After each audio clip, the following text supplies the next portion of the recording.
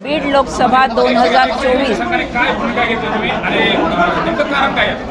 लोकसभेची 2024ची बीडमधून मी उमेदवारी करावी अशी आश्चर्यकारकरित्या जनतेमधून सर्वसाधारण उत्स्फूर्त प्रतिक्रिया उमटल्यानंतर आपणा सर्वांना विदित आहे की मी माझ्या शासकीय सेवेमधून स्वेच्छासेवानिवृत्ती घेतली आणि त्यानंतर राजकारणामध्ये सक्रिय होण्याचं ठरवलं।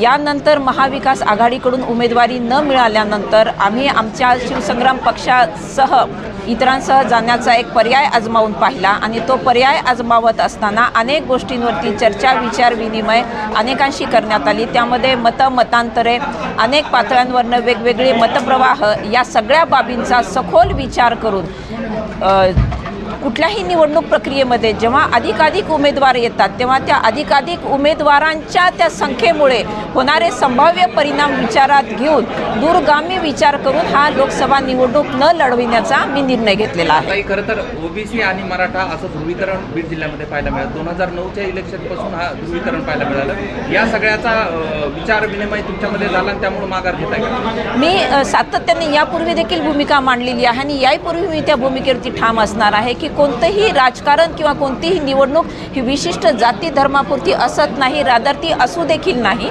त्यामुळे ते ध्रुवीकरण वगैरे या मताशी मी तरी सहमत नाही। माघार घेण्याची नेमकी कारणं काय आहेत? माघार घेण्याची नेमकी हीच कारणं आहेत की जी आम्ही ओव्हरऑल असेसमेंट केली त्याच्यामध्ये आम्हाला स्वतंत्र लढत असताना किंवा लढल्यानंतरही जर समजा मी जे म्हटलं की जनतेच्या मनातील भावना विचारात घेऊन माझ्या बाबतीमध्ये तो अनुकूल निर्णय ठरला जरी असता तरी स्वतंत्रपणे जेव्हा आपण लोकप्रतिनिधित्व करता संसदेमध्ये तेव्हा एखाद्या विशिष्ट पक्षाचं अधिष्ठान नसताना तुम्हाला लोकप्रतिनिधी म्हणून येणाऱ्या मर्यादा आणि त्या बाबतीमध्ये जनतेचा होणारा भ्रमनिरास जर टाळता आला मला तर 2 पावलं मागे येऊन पुन्हा आगामी काळामध्ये जर जनतेचं लोकप्रतिनिधित्वच करायचं असेल तर ती देखील संधी घेता येऊ शकते।